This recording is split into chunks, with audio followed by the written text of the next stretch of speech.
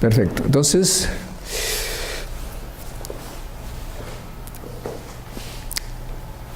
decía que entonces he sustentado 6 tesis: bachiller, licenciado, magíster, doctorado en física de partículas y física nuclear, doctorado en ciencias y finalmente acá en esta universidad el doctorado en gobierno y políticas públicas. Muy interesante porque en la tesis de doctorado en las 2 tesis de doctorado hice tal vez en cada una 90 páginas. Y en la tesis de doctorado acá 600 páginas. Gran diferencia entre una tesis en política y una tesis en ciencias.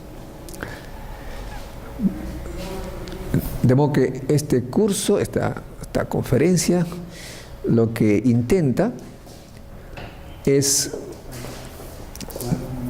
darles a ustedes algunas ideas para que empiecen su trabajo de tesis y eventualmente, si es que ustedes creen conveniente, asesorarlos en el futuro ya en el desarrollo de la misma. ¿Ok? Muy bien.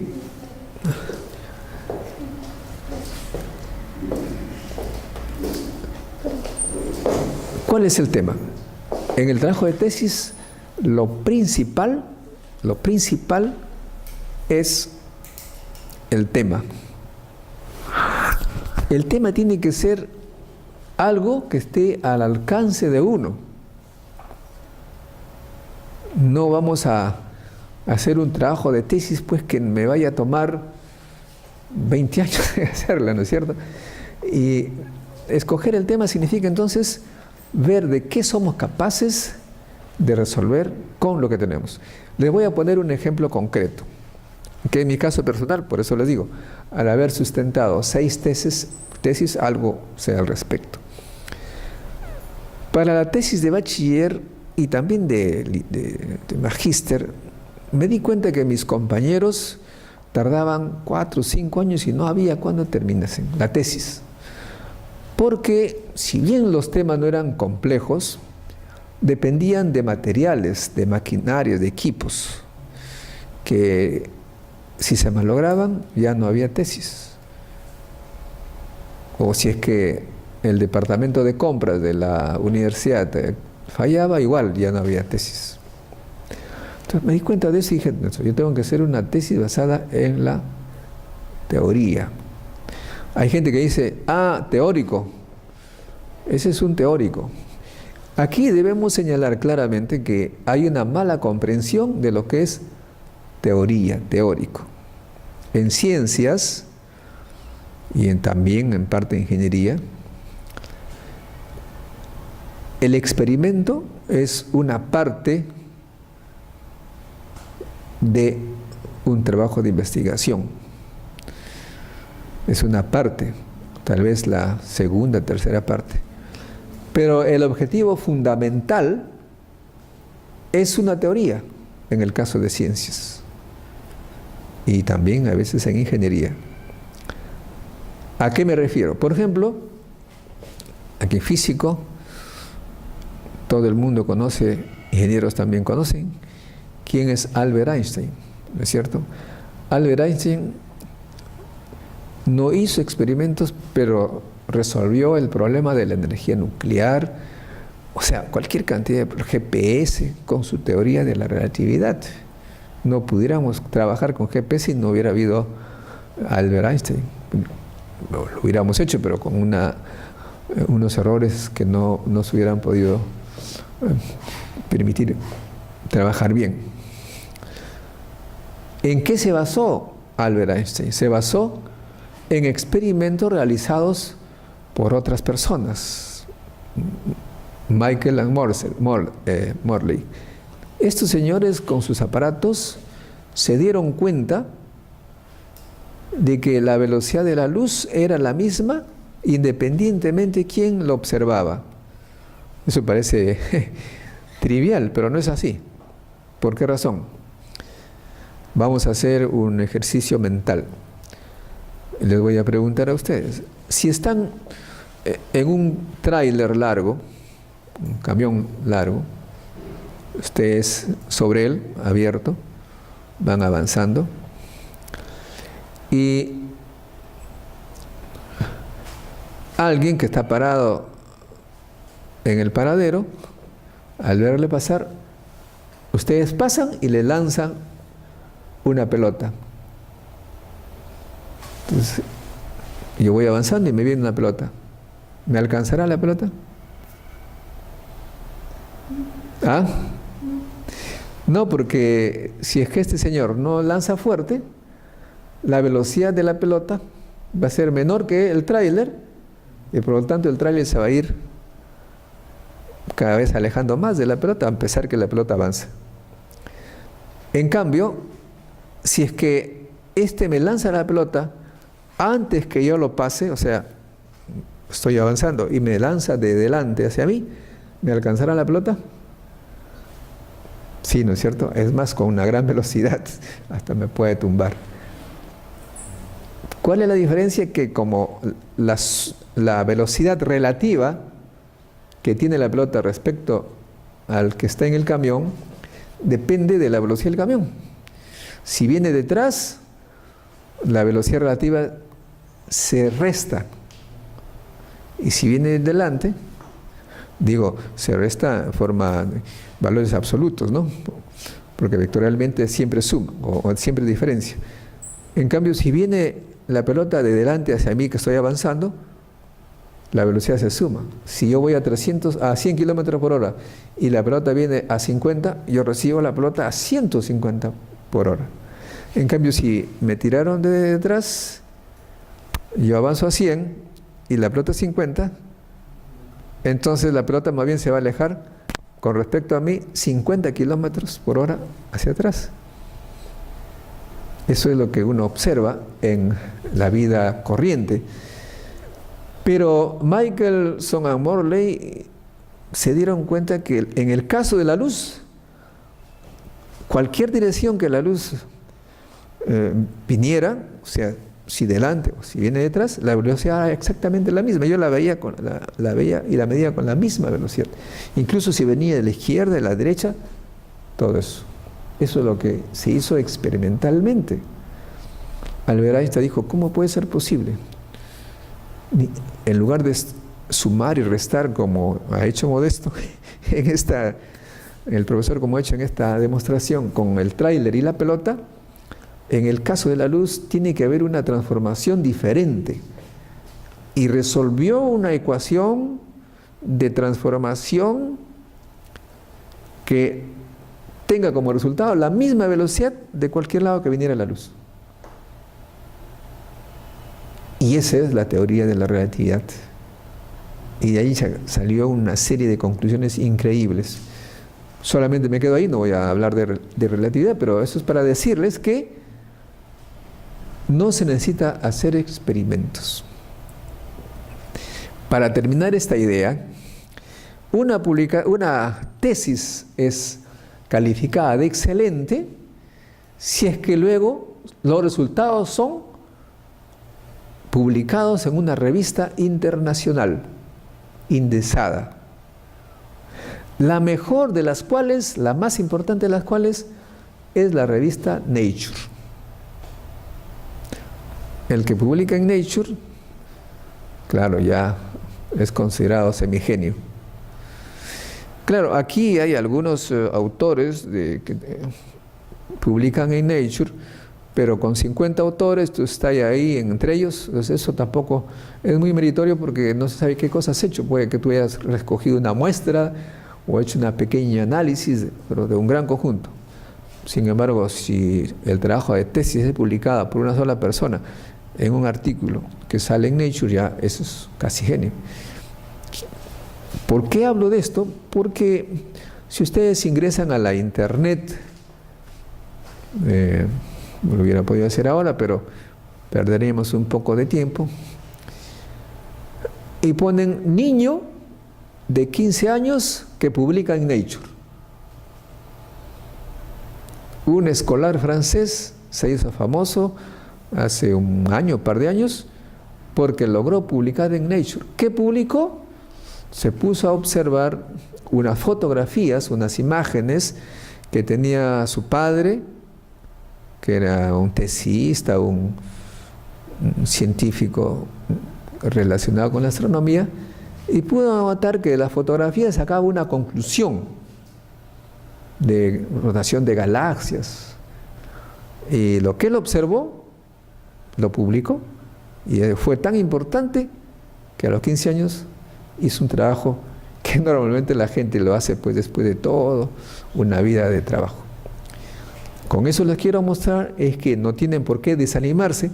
El Perú no tiene instrumentos de gran calidad económica, de gran costo, pero tiene cerebros, y si los cerebros saben observar bien los resultados ya existentes, pueden entonces hacer una tesis sin ningún problema.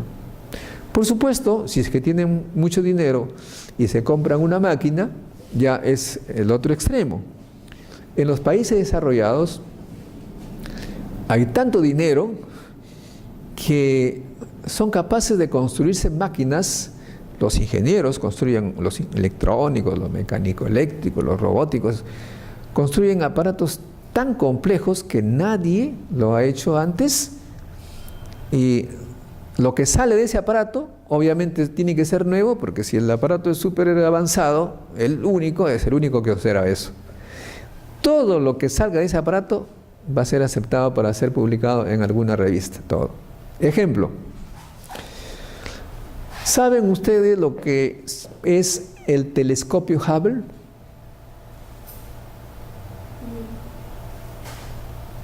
Para monitorear la actividad cuántica. ¿Dónde está?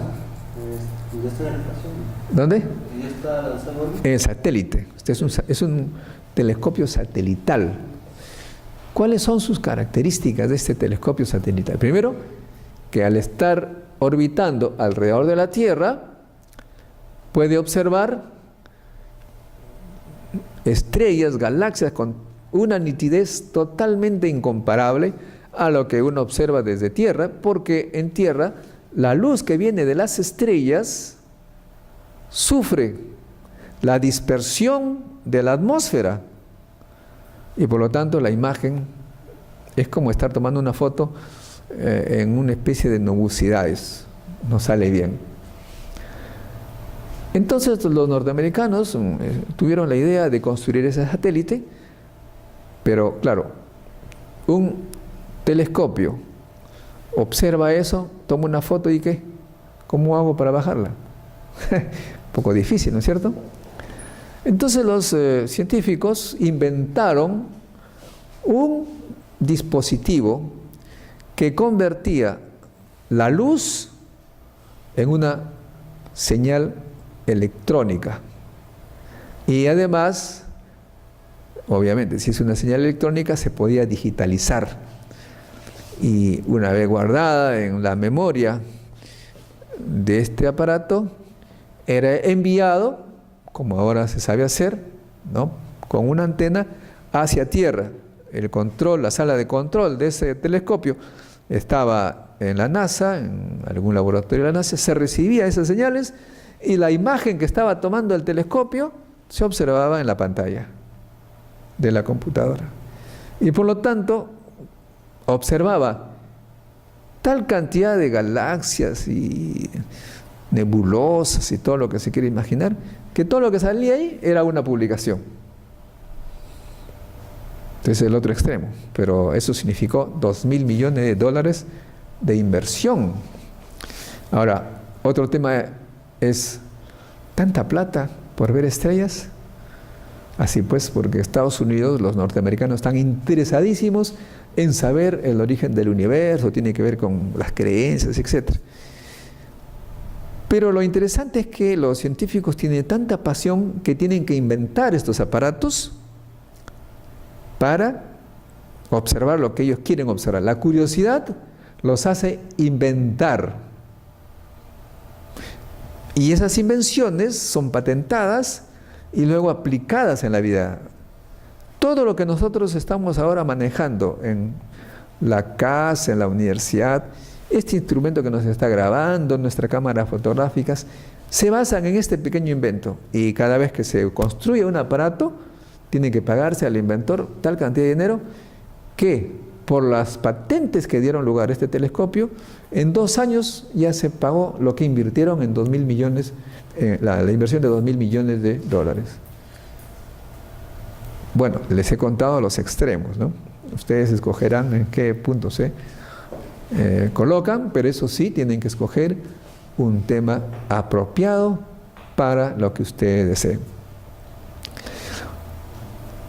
Ahora bien, una vez que escogen eso, el tema, en primer lugar, tienen que saber el objetivo. ¿Cuál es el objetivo de esa tesis? Que generalmente significa resolver una incógnita o resolver para los ingenieros un problema. ¿Qué problema quieren resolver? El objetivo de esta tesis, por ejemplo, se me ocurre a mí, resolver el transporte, si es de ingeniería de transporte, qué sé yo, resolver el transporte en la ciudad de Lima, por lo menos optimizar. ¿Qué significa optimizar el transporte?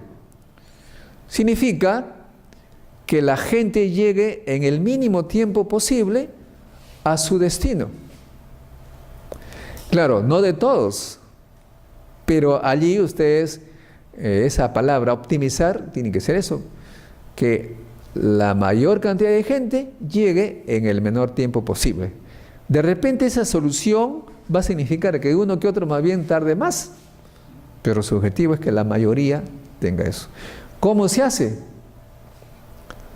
Usted me va a decir, eso es complicado, ¿no? Depende, pues.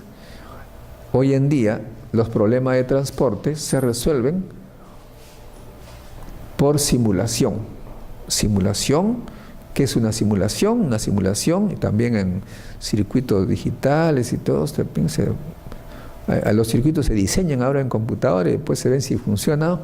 Recién cuando la simulación me dice que el circuito funciona, recién se va a los microcircuitos y a las fábricas que ensamblan eso.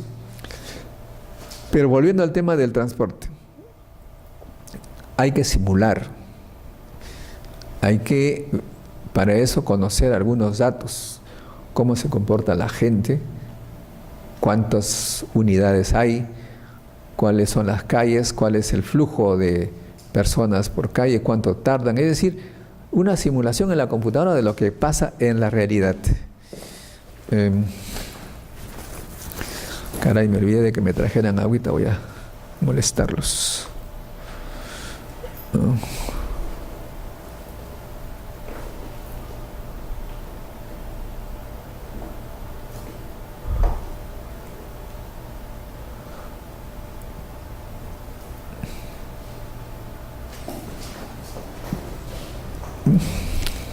Usted sí no se olvida su agua. Dios santo.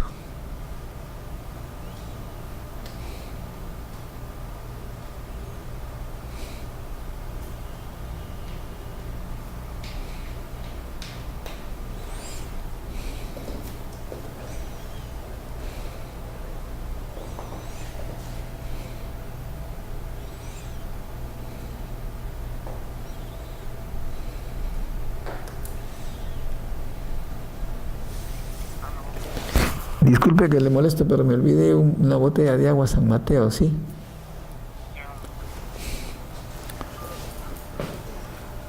Les cuento una experiencia respecto a la historia del transporte. En París, lo que aquí nosotros llamamos evitamiento, que va por la antigua Panamericana, por la Panamericana Sur, se va hasta la Panamericana Norte, pasa por Hacho, ¿no? En París hay lo que se llama círculo, una circunferencia completa, así. Entonces, si uno está por aquí, entra al círculo de alta velocidad y da la vuelta y llega a su destino e ingresa.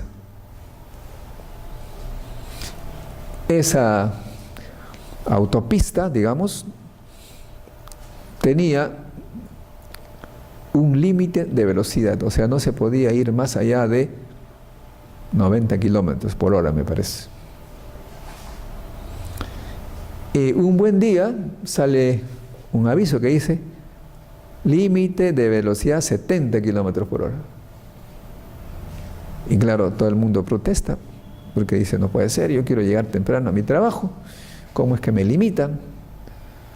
Durante una semana, todo el mundo protestó.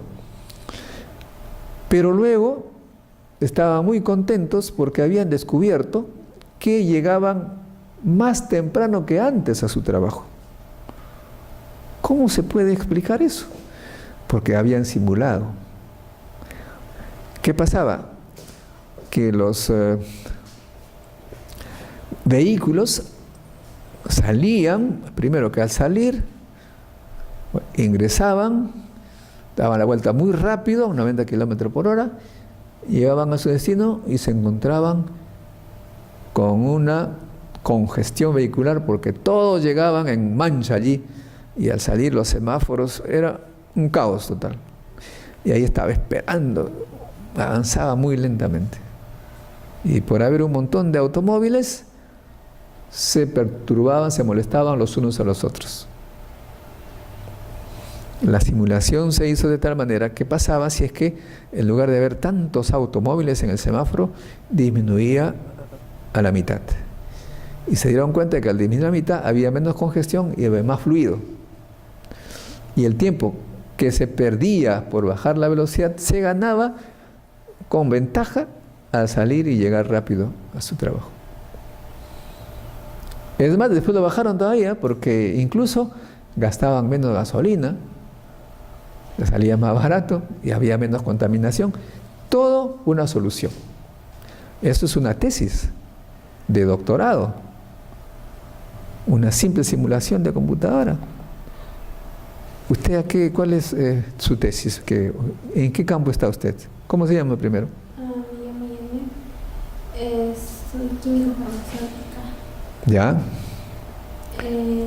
Yo ya terminé de ejecutar la tesis. ¿Ya hizo su tesis? Sí. Ah, muy bien, eso está perfecto. ¿Sobre qué es? Es experimental. Es la evaluación del efecto citoprotector y antioxidante del tocosh de papa Ah, caramba. en la mucosa gástrica. Una cosa fundamental, ¿eh? Ok, y está redactando. Sí. ¿Quién es su director, su asesor? En realidad ya está redactada, ya está, pero yo quiero aprender un futuro para... Ah, muy bien. ¿Y en qué universidad? Yo he estudiado en San Cristóbal de Huamanga, he ejecutado la tesis en San Marcos. Bueno, muy bien. Entonces tenemos aquí el caso del transporte que pueden ustedes ver que es un típico ejemplo de que no se necesita grandes equipamientos, sino un poco de imaginación y resolución.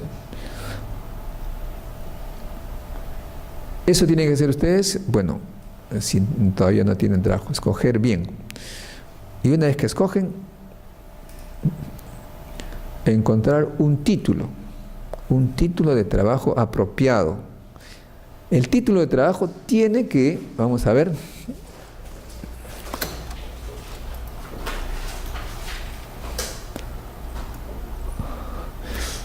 bueno, este es como le llaman muchas gracias. Este es como le llaman, un cherry. Resulta que este año cumplo 20 años de ser miembro de la Academia de Ciencias. Que ahí, la Academia de Ciencias,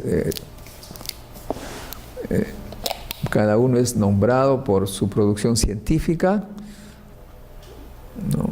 Y es juzgado por los académicos, que son normalmente gente de mucha experiencia, de mucha edad, ¿no?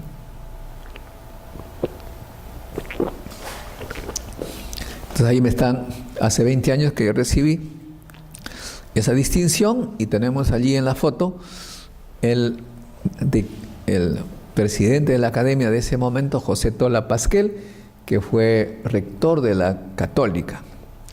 Y también está el doctor Roger Guerra García, Es el segundo de la... Bueno, el presidente es el que está en centro, ¿no? El señor del centro. Y en la foto de la izquierda está el doctor Latorre, que fue presidente del Instituto Nuclear, Roger Guerra García, rector de la Universidad Peruana Cayetano Heredia, está Tola Pasquel, ya lo dije, el que habla, César Carranza, que fue rector de la Universidad Santiago Antúnez de Mayolo, y el doctor Ernesto López Carranza, que fue decano de Ciencias de la UNI. Acá, la foto de la derecha, está Jorge Bravo, que fue decano de Física de San Marcos, y también presidente del IPEN, y el grandazo es Ronald Woodman, presidente del Instituto Geofísico. Entonces, para decirles un poco que estoy cumpliendo 20 añitos de académico.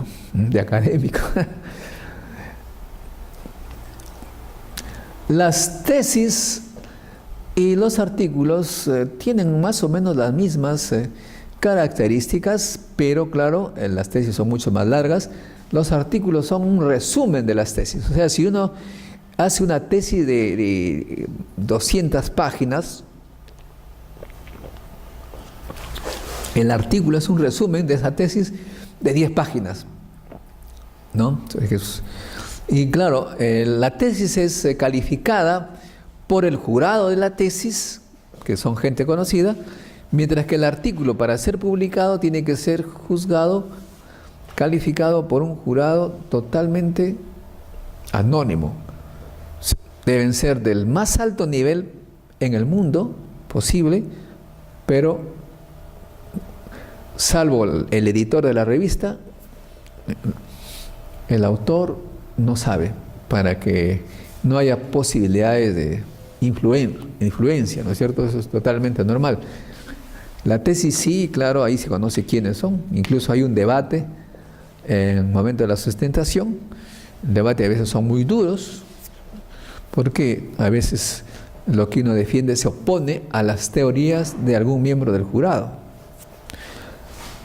Ahora bien, ya lo dijimos, el título tiene que ser un título que en cierta manera sea la expresión del trabajo en el mínimo número posible de letras, que puede ser una 20 máximo o por ahí.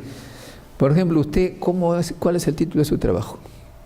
El efecto citoprotector y antioxidante del tocosh de Solanum tuberosum en la mucosa de animales. ¿Está bien? Concretísimo. Tienen un producto y se quiere saber cómo protege en una parte muy específica del cuerpo, el estómago. La mucosa, claro, la mucosa, el estómago tiene una mucosa que si se le malogra puede generar al final cáncer. Eso es concretísimo. Ahí me acuerdo, soy profesor del curso de metodología de investigación de la UNI este semestre, y le digo a un alumno, bueno, claro, todavía no ha hecho tesis, le digo, ¿cuál es el título que vas a escoger para tu trabajo? Me dice, el transporte de Lima. Eso no es título. ¿Qué cosa? ¿Es una descripción? ¿Aló? ¿Hola?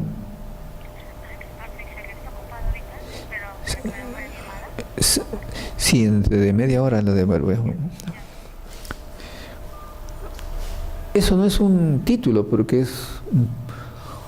el título tiene que ser la solución de un problema.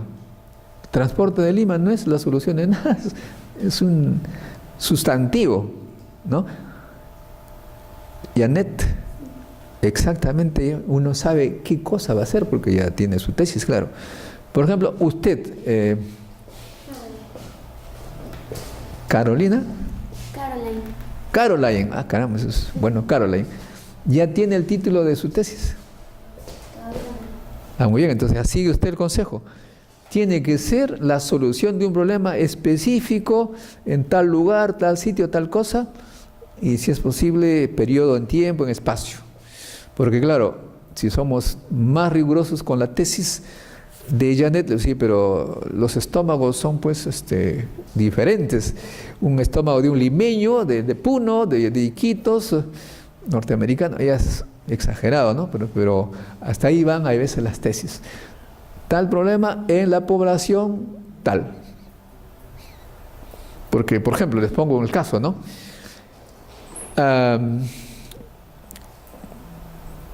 Si ustedes ponen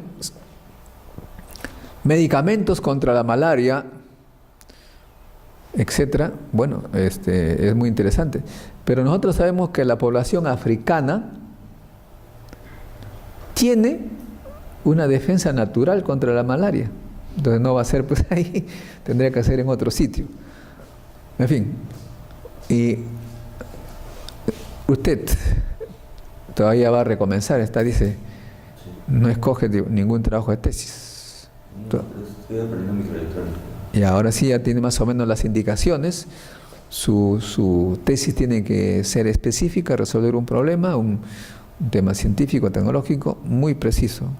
Y usted todavía recién tan lejos. Ok, bueno. Después del título viene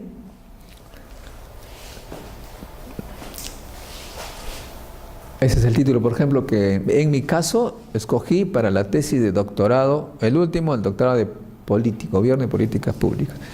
¿De qué se trató? De escoger un sistema para impulsar la ciencia y la tecnología, la innovación en el Perú. O sea, la idea era decirle a los gobiernos, señores, este es el sistema que va a impulsar la investigación. La última tesis que hice.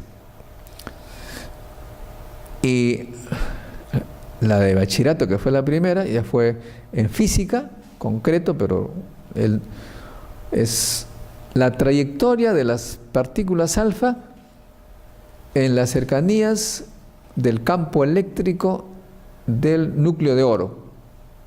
Cómo se moviliza.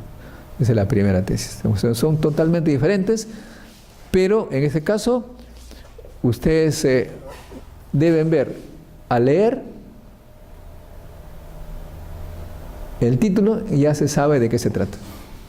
Nunca una cosa es general. La general no puede ser título de una tesis. El resumen. Claro, si bien el título es la descripción del trabajo, como ha puesto Janet, ¿no? Ya sabemos de qué se trata el trabajo,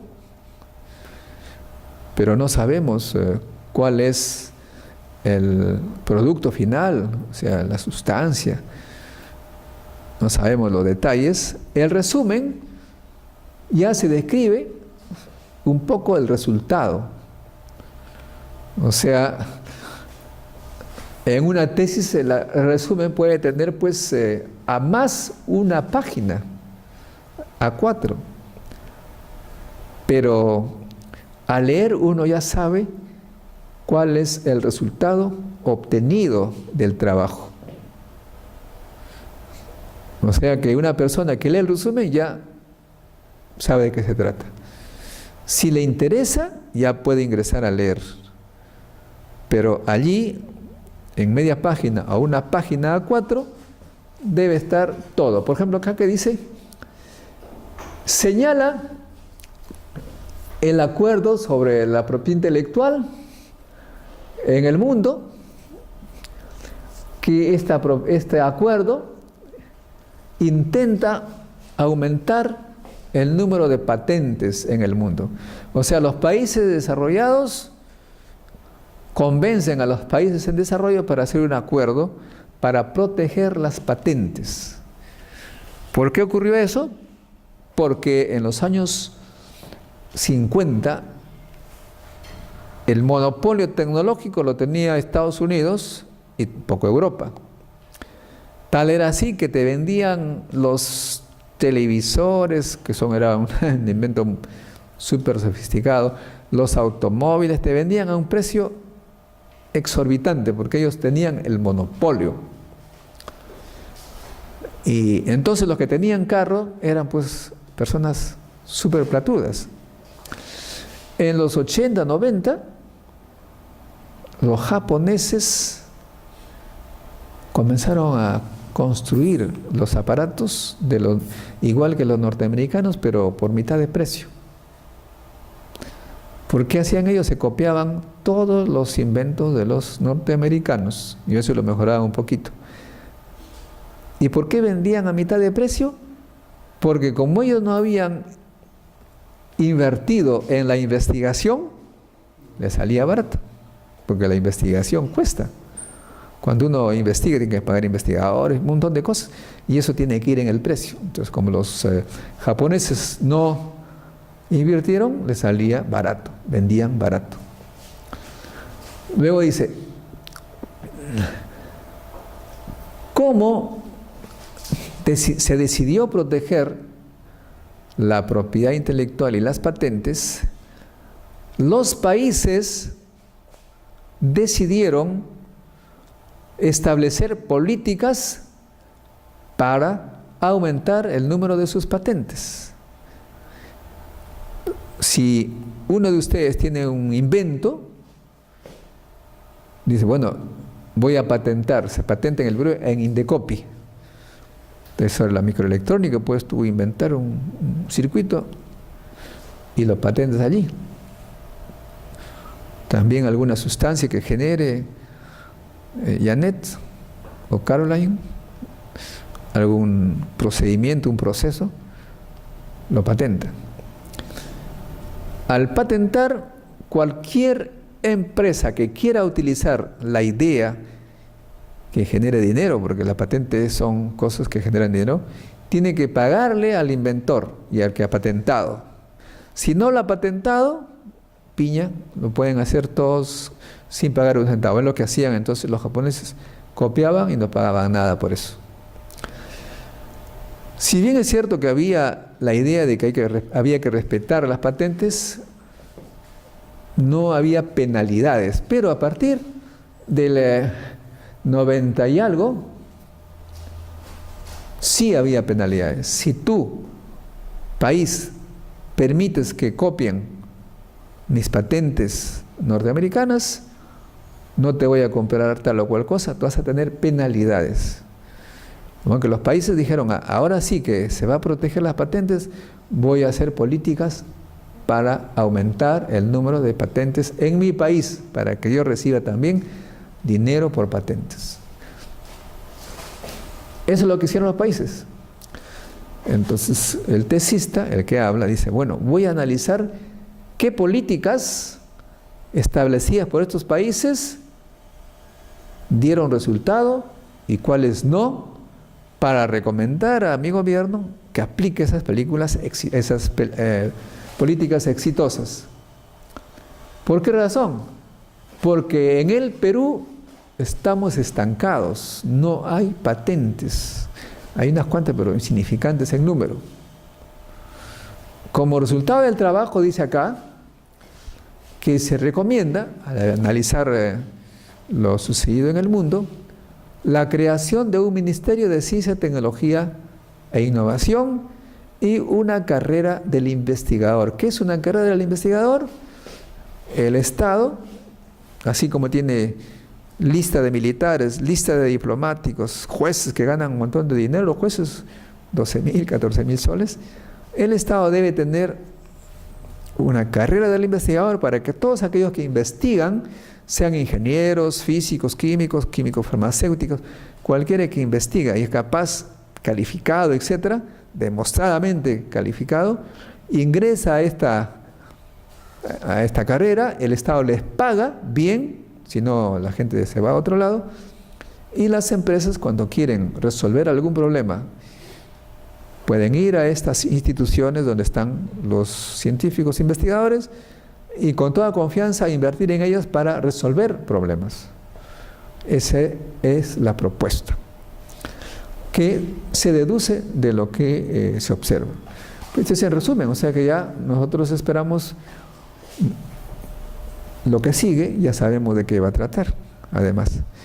Además alguien dice, bueno, aquí el tesista recomienda un ministerio de ciencia y tecnología y una carrera del investigador. Acepto esa propuesta. ¿Qué característica tiene ese ministerio? ¿Qué característica tiene esa carrera? Ya ingresan al trabajo. ¿Se dan cuenta? Entonces el resumen tiene que decirnos ello. No, Si no, no hay forma de empezar a leer una tesis sin ese resumen. Ahora bien, una vez que se tiene, ojo que el resumen, dicho sea de paso, se elabora al final de todo. O sea, cuando ya hice todo el trabajo, recién hago mi resumen, porque ahí está el resultado. Lo que pasa es que aquí he puesto primero porque es como está en la tesis, en el documento, empieza por el resumen, ¿es cierto? Muy bien. Después del título y el resumen aparece el marco metodológico. ¿Qué cosa es el marco metodológico? Pues, en primer lugar, hay que describir el problema. ¿Qué significa describir el problema en el caso del transporte? Ya, pues ustedes podrán imaginar, hay demasiada gente en cada paradero, la gente tarda media hora en ingresar, y luego entra un tremendo caos. Adelante, adelante, adelante. Pase usted, colega, tome asiento. Se gasta demasiada gasolina, hay acoso sexual, qué sé yo. Describen el problema, ¿no es cierto? Ese es el problema. Y luego, el objetivo de la investigación, vamos a decir, ¿qué parte de este asunto vamos a resolver? Vamos a resolver, como dije hace un momento, que la gente llegue en el menor tiempo posible, tienen que simular, ese es mi problema. Puede también ser otro, gastar la mínima cantidad de energía, disminuir el precio del transporte, lo que ustedes quieren. Ese tienen que ser los objetivos. La justificación. Bueno, este es bastante discutible porque en la justificación muchas veces se pide cosas que en el mundo desarrollado no se toman en cuenta. ¿Para qué quieres tú, volviendo al tema que les puse al principio, resolver el origen del universo, quieres ver las estrellas? ¿Para qué me sirve eso? ¿En qué va a apoyar, a ayudar a la solución del hambre del Perú? Es lo que decían, dichos de paso, en Estados Unidos cuando se decidió invertir en este telescopio Hubble. Yo estaba allá, me acuerdo, decían, ¿por qué querer resolver problemas del cielo cuando aquí hay en la Tierra un montón de problemas? ¿Cuál es la justificación? Como ya les dije, el funcionamiento de este telescopio significó un ingreso de dinero increíble, 2.000 millones de dólares en un par de años totalmente ganados y después pura ganancia, y hasta ahora tenemos estos aparatos digitales, señales, imágenes digitales. O sea, ¿cómo yo voy a justificar? Por eso digo, esta parte es bastante discutible, pero en algunas universidades te exigen, es un problema. Ustedes saben, conocen todos Steve Jobs. Bueno, ya murió, pero... O Bill Gates, cuando le decían, a ver, dígame cuál es, generalmente para justificar te dicen, ¿cuál es el mercado? ¿Ah? ¿Tú quieres hacer esto? ¿Cuál es tu mercado? ¿Tu estudio de mercado? Dime. Entonces Steve Jobs dijo una frase, el mercado lo voy a crear recién. La gente ni sabe que lo necesita. O sea, si tú vas con el focus group y le dices, ¿te gustaría tal cosa? Te dicen sí, no, bueno, la gente no le interesa, bueno, termino ahí. Pero él no, decía, yo voy a crear la necesidad. Y claro, por esa razón dio lugar a esta gran empresa que todo el mundo conoce, ¿no? Y que ahora nadie discute que ese trabajo era totalmente justificado porque iba a dar muchos recursos. De modo que yo pongo allí porque es lo que exigen en la universidad, la justificación. Y generalmente lo hacen para no darte la plata, ¿no? En fin, pero eso está allí. Y luego vienen las limitaciones del estudio. Las limitaciones, lo que le decía a Janet, esta sustancia, este producto ¿no? Que dicho sea de paso fue un gran invento de los antiguos peruanos.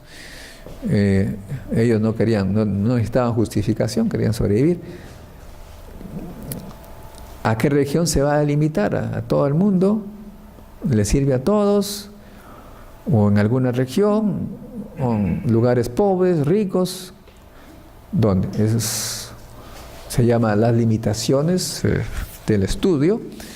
Y claro, también el nivel, es decir, todas las características que me digan en qué ámbito me voy a mover. También puede ser temporal, ¿no?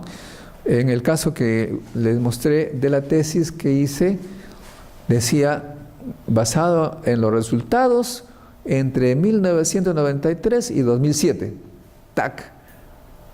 Tengo que decir eso porque no tendría que irme hasta la época de la colonia. Se tiene que limitar.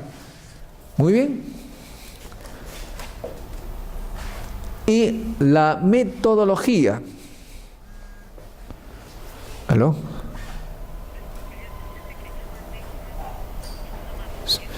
Sí. En media hora nos traes algo para beber.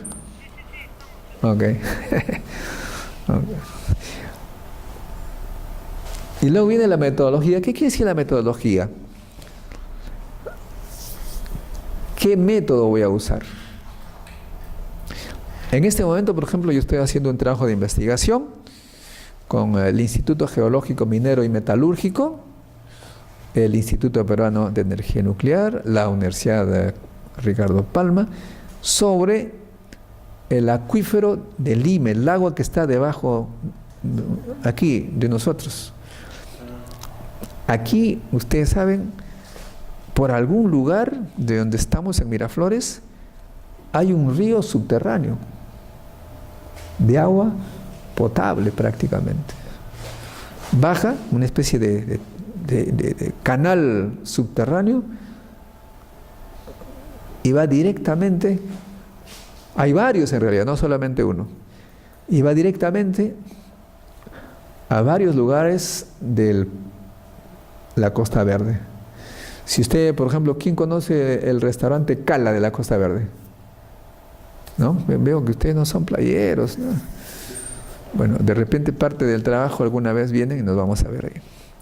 Sale un río de agua, dulce. La gente bebe, lava sus platos, y no le pasa nada. Otro está en lo que se llama la Playa Estrella.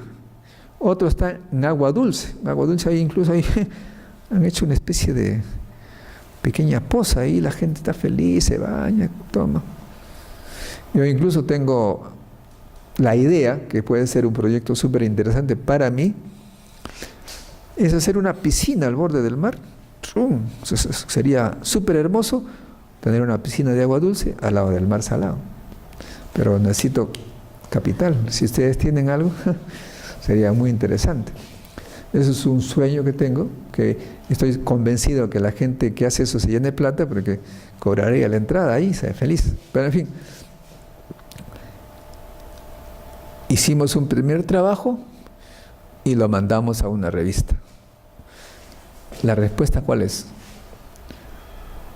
Señor, tiene usted que describir cómo recogieron las muestras, porque nosotros tomamos muestras de esas aguas y las llevamos al laboratorio para saber qué minerales hay, qué radioactividad hay, si hay microbios, ¿no? Nosotros pusimos simplemente tales son los minerales, tales son los isótopos y no hay microbios. Me dijeron, no, eso así no es. Tiene que decirme cómo tomaron las muestras, si lo hicieron con guantes, si le echaron alguna sustancia para fijar los elementos, cuánto tiempo tardaron entre la toma de muestras y la llegada al laboratorio, por qué transporte lo hicieron, si fueron en burro, en automóvil, lo llevaron a la mano, qué aparato usaron para medir las sustancias químicas, los elementos. ¿Cuáles fueron las técnicas? Si esas técnicas están certificadas con ISO tal o cual. O sea, así nomás no es. Claro, yo estoy iniciándome en ese campo de la hidrología y me dan un cachetadón así de esa naturaleza, ¿no? Yo soy físico nuclear, un poco diferente. Pero justamente todo eso lo hemos tomado en cuenta, ¿no? O sea, no es que lo hayamos hecho así nomás, sabemos, pero nos olvidamos de describir todo ese aspecto. Claro, el que ve el papel, que puede ser la tesis o un artículo, dice, entonces, ¿qué es esto? ¿Por qué salen estos números? ¿Cómo lo han hecho? Eso se llama la metodología. ¿Qué método estadístico han usado? ¿No? Seguro que tú, Janet, has tenido que hacer eso, ¿no es cierto? ¿Cómo has hecho tus análisis? ¿Cómo has tomado la papa? De repente has tomado una, qué sé yo, hay una contaminación, has tomado en cuenta. Todo ello tiene que estar en la metodología. Claro, en este caso es un tema de ciencia, ingeniería, pero igual puede ser para una tesis en economía, en política. Yo, por ejemplo, en la tesis que les he señalado, como ya les dije, ¿no? Yo trato de hacer las cosas lo más sencillamente posible. Digo, señores, lo que yo hago es tomar los datos que están en los documentos oficiales del mundo. Hay una oficina de patentes mundial, el organismo de la propiedad intelectual, la OMPI, y allí están todos los datos. Y he ingresado a los informes oficiales de los gobiernos para que me digan cómo están su sistema de tecnología, si hay ministerio, no hay ministerio, si hay carrera, no hay carrera. Y todo eso lo he puesto en gráficos adecuados para que me muestren la diferencia en los resultados. ¿Se dan cuenta? Entonces, esa es mi metodología. Y al final escojo el mejor. Así es. Entonces, usted tiene que hacer lo mismo. Para el trabajo de tesis, tienen que señalar qué metodología van a usar. Claro, cuando ya se terminó la tesis, obviamente es fácil hacer la metodología, porque ya saben lo que han hecho. Al iniciar el trabajo de tesis, uno tiene una idea nada más de cómo voy a hacer, pero a medida que avanza la tesis, uno puede tropezarse con problemas y cambiar de metodología. Y al final, en el momento de redactar, no tienes por qué describir todos tus fracasos y tus aciertos. Para ahorrar tiempo, ves solamente los aciertos, ¿no? También puedes poner lo otro para darle más salsa a la exposición, hice tal cosa y me rompí, qué sé yo, la mano, qué sé. Eso se trata de la metodología. O sea que una cosa es el trabajo de investigación, que uno avanza y va modificándose poco a poco, y otro es ya la redacción que limpia las malas experiencias. Es como cuando uno hace su autobiografía, ¿no? Yo leí una autobiografía que decía un señor que él se enamoró y tanto fue la pasión, su obsesión, que todos los días esperaba a su enamorada, que no sabía que estaba él enamorado, en una esquina, y cuando aparecía se acercaba y dice, hola, ¿cómo estás? Qué casualidad, ¿no? Pero después otros amigos de este personaje escribieron otro libro y no era así, sino que no estaba un rato, sino todo el día la esperaba. O sea que él había suavizado su situación para no pasar vergüenzas. Igual a tesis, a veces uno pone la parte simpática, o se hace por honestidad o por reducir el número de páginas de la tesis. Ahora bien, cuando uno hace una tesis, tiene algo en la cabeza, o sea, él sabe más o menos por dónde está la solución, lo que se llama la hipótesis, ¿no? Uno tiene una hipótesis. Y después de hacer el trabajo, como resultado, obtiene que su hipótesis estaba errada. Entonces, en ese caso, ¿qué se hace? Pues muchas veces eso es una tesis. Esta fue mi hipótesis y demuestro que mi hipótesis estuvo mal. Y la gente pues lo aplaude, porque de esa manera evita que otros cometan el mismo error. Es un avance. intentar algo es como decir, dicen que el dorado está en Huánuco. Todo el mundo busca el dorado. Yo he ido a Huánuco, he buscado centímetro por centímetro y no hay. Entonces eso es un trabajo válido porque evita que vayamos allá a perder el tiempo, ¿no? Pero generalmente, igual como en el caso anterior, la gente suaviza esto. Después de su trabajo, ve que está equivocado y encuentra otro resultado, y en la redacción pone que su tesis era el resultado. Y entonces comprueba su tesis. O sea, yo acerté desde el primer momento y el resultado de la investigación y yo tenía razón. Hay gente que lo hace así, no hay problema. Hay otros que incluso son célebres, como Albert Einstein, que él sostenía que la luz no viaja en línea recta, sino que cuando se acerca a un planeta pesado, a una estrella muy masiva, ésta se desvía. Es una tesis osada, nunca antes a alguien se le había ocurrido hacer esa tesis. Y claro, como esto es una cosa de luz y tiene que ver con la astronomía, los eclipses, etc., cuando anunciaron que iba a haber un eclipse, todos los astrónomos quisieron comprobar no la tesis de ellos, sino la tesis de Albert Einstein. En una oportunidad se frustró porque empezó la guerra, qué sé yo, y en una segunda o tercera oportunidad se demostró que Albert Einstein tenía razón, que la luz se había desviado y había producido un eclipse especial. Cuentan que su esposa con los colegas fueron a la oficina de Albert Einstein, que estaba no sé en qué pensando. Albert, tiene razón, ocurrió lo que tú habías predicho. Él no se alegró, yo sabía, estaba seguro. O sea, para él estaba seguro. ¿Te das cuenta? Entonces hay así pues casos de la hipótesis. Cada uno tiene su hipótesis y en la tesis hay que comprobarla o no. ¿Se dan cuenta? En mi caso personal, para hacer mi tesis de doctorado de Estado en Francia, nuestro equipo, allá no trabajé yo solo, en un equipo de científicos franceses y un peruano, el que habla, tenían una idea de que si escogíamos en la fisión nuclear fragmentos de muy alta energía cinética, íbamos a encontrar solamente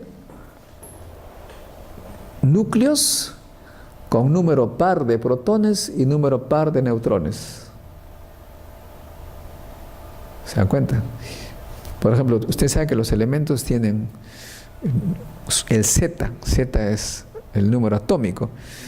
Es decir, nosotros, cuando escojamos en la fisión nuclear los fragmentos de la mayor energía posible, solamente encontraremos números atómicos par, como el carbono. Bueno, no es de fisión, pero para darles una idea, el carbono tiene 6, ¿no? Oxígeno 8. El 7 no iba a haber. Esa fue nuestra tesis, o sea, nuestra idea. Cuando hicimos el experimento, pero no solamente era nuestra idea, era de toda la comunidad científica. Cuando hicimos el experimento, encontramos que existían todos, par o impar, con la misma probabilidad aproximadamente. Y eso fue un descubrimiento importante, porque era algo que nadie esperaba, ni siquiera nosotros. Y ahí también es fundamental. O sea, cuando dije hace un momento que la tesis a veces se acomoda, en este caso, al contrario, no lo voy a acomodar, sino que voy a decir, todos esperábamos tal cosa y obtuvimos tal otra. Y ese es un gran descubrimiento. Por el motivo por el cual obtuve la tesis de doctorado de Estado en Francia. O sea que todos estos asuntos pues hay que mirarlos un poco en su amplitud, ¿no? No hay que pensar que hay que escribir una hipótesis. Y claro, en mi tesis justamente se pone eso, todos esperábamos tal cosa y obtuvimos tal otra. Bien.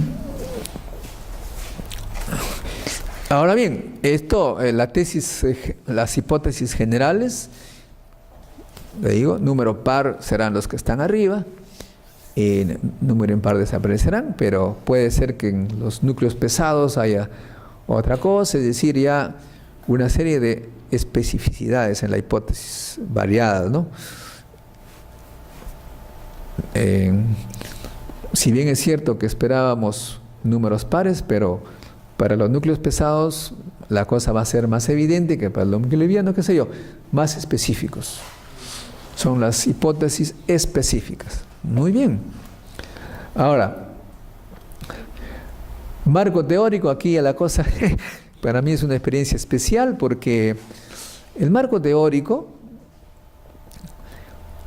una vez que uno escoge el tema, etcétera, es describir todo lo que la humanidad ha producido respecto al tema que hemos escogido. Claro, en el caso de Janet un poco difícil porque la papa es típicamente peruana, pero de todas maneras seguramente habrá habido alguna investigación sobre la papa, algunas características sobre la mucosa, o sea, Janet tuvo que haber descrito qué es la mucosa, qué sustancias hay en la papa, cómo se ha observado antes, quién ha observado, qué cosas, es decir, describir todo lo que tenga que ver con el problema que quiere resolver. También ahí, como experiencia, porque esta charla es justamente contar las experiencias, la tesis de bachiller fue mi primera tesis, que era, como digo, la trayectoria de las partículas alfa en las cercanías del núcleo de oro.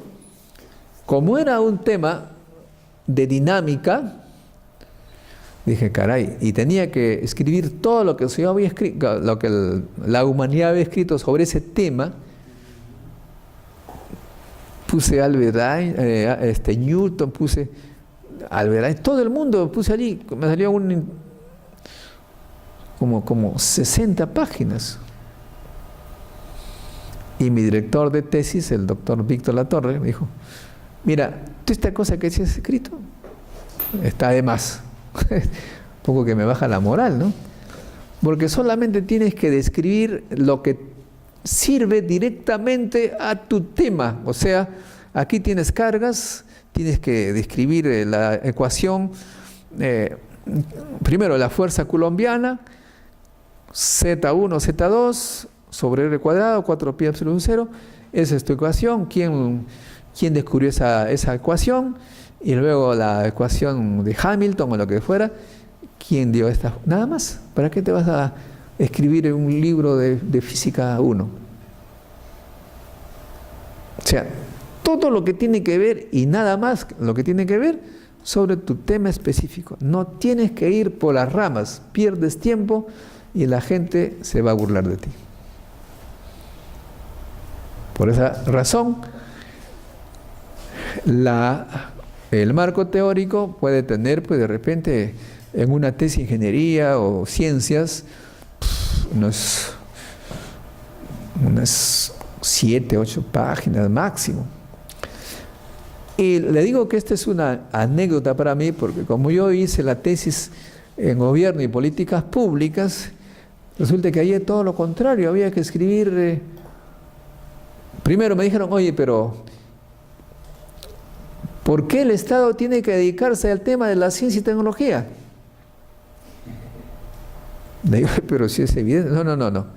Acá tú tienes que escribir todo lo que es escrito. O sea, ¿qué cosa? La teoría del Estado. La teoría del Estado, digo, pero eso han escrito muchos. Sí, pues, pero si el tema es que el Estado tiene que tener un ministerio, tú tienes que analizar la teoría del Estado para ver que en alguna parte me dice que tengo que tener algo que ver con la ciencia y tecnología. Como ustedes pueden notar ahí, me dieron un tremendo zamacón y tuve que hacer un montón de cosas. Evolución del Estado, imagínense. Primera sección. La cultura, la creatividad, los inventos y las patentes, la historia completa. ¿Ah? ¿Cómo comenzó? Desde los años 1500 tuve que leer. Después la relación entre el número de solicitudes de patentes de residentes y el Producto Bruto Interno de los países. los tratados, las políticas. Estados Unidos, que tenía más política, tuve que escribir cualquier cantidad sobre la historia de Estados Unidos. Ahí eso es para mí una exageración. Dicho sea de paso, entre la página 62 y 299, o sea, más de 200 páginas de marco teórico. Y como dijo Enrique Solano, si tú quieres ser doctorado o doctor de la Universidad de San Martín de Porres y eso te exige, tienes que hacerlo. ¿Sí? ¿Ah? Si no, cambia de universidad.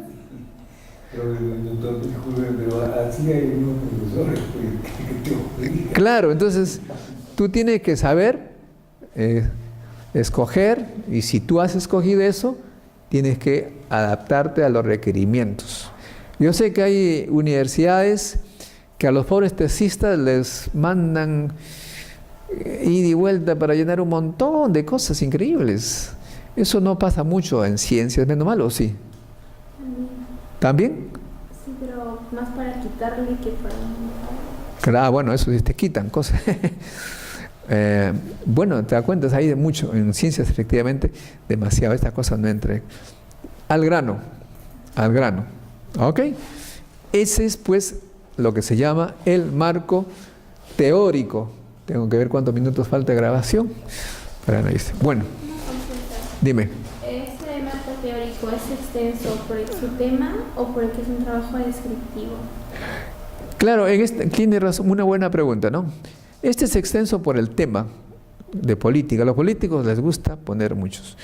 En ciencias es diferente, como lo señalé hace un momento, ahí va muy concreto, ¿no? Y generalmente 2, 3, 4 artículos que se han escrito al respecto y pones eso.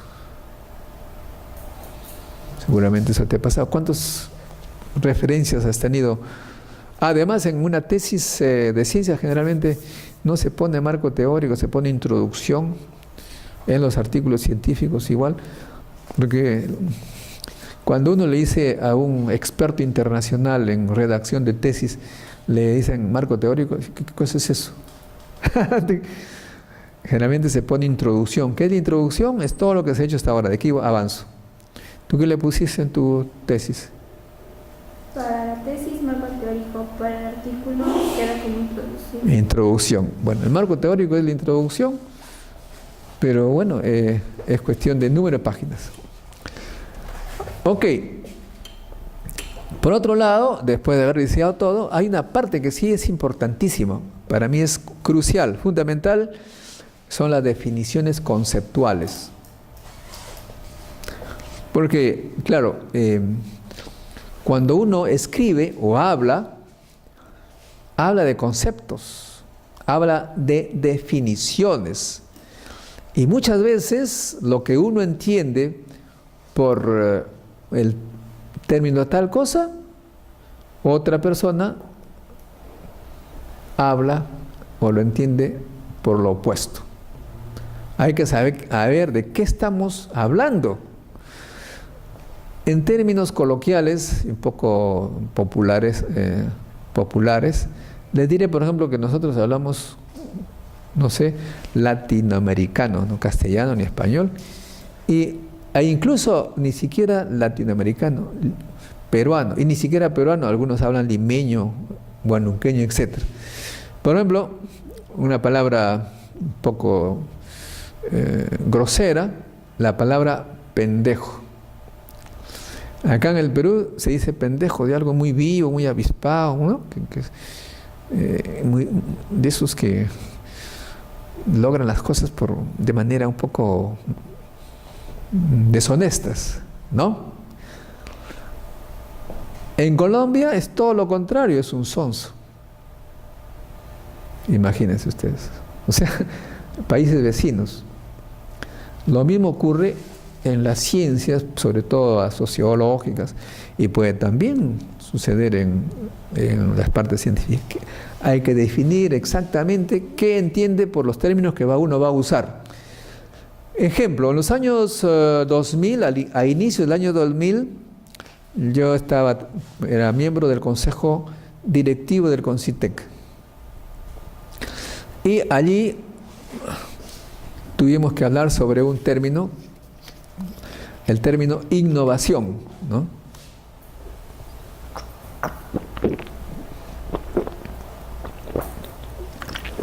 Entre ustedes, ¿cómo definen innovación? A ver, Caroline. Usted que es ingeniero industrial, ¿eh? Tiene que saber. Desarrollar algo ya creado o crear algo que se pueda llevar al mercado. Más o menos, eso. Más o menos, ¿eh? ¿Usted cómo define innovación? Puede ser sinónimo de pionero. Pionero, lejos, eso es típico científico. Ingeniería usted tiene más cerca. Mejorar. Mejorar. ¿Usted? Innovación. Mejorar algo y llevarlo al mercado. Llegar al mercado. Bueno, ven ustedes, los ingenieros están más cerca de él, porque ellos han aprendido más rápido el término. Yo como científico, un gran debate ahí con los... Innovar es crear algo nuevo, novedoso. Y en los años 2000 ya no era así. Tú puedes crear algo genial, algo ingenioso, creativo, pero a nadie le interesa. Nadie te lo compra. Nadie lo usa. Y entonces no es innovación. Eso no sería rentabilidad, más bien. Pero justamente hay problema pues de definición. ¿Qué es lo que tú entiendes? Las definiciones se hacen en los grandes congresos internacionales y se lleva al acuerdo. Esto será de ahora en adelante. Para que se llame innovación, tú tienes que crear algo, un invento o algo, que el mercado lo acepte, lo adopte y todo el mundo se arranche tu producto. Esa es innovación. Por esa razón es muy importante que en la tesis se haga las definiciones conceptuales para que uno sepa qué significa cada término que ustedes están usando. ¿Sí? ¿Está claro, no? Muy bien, entonces ahora sí vamos a pasar a las preguntas.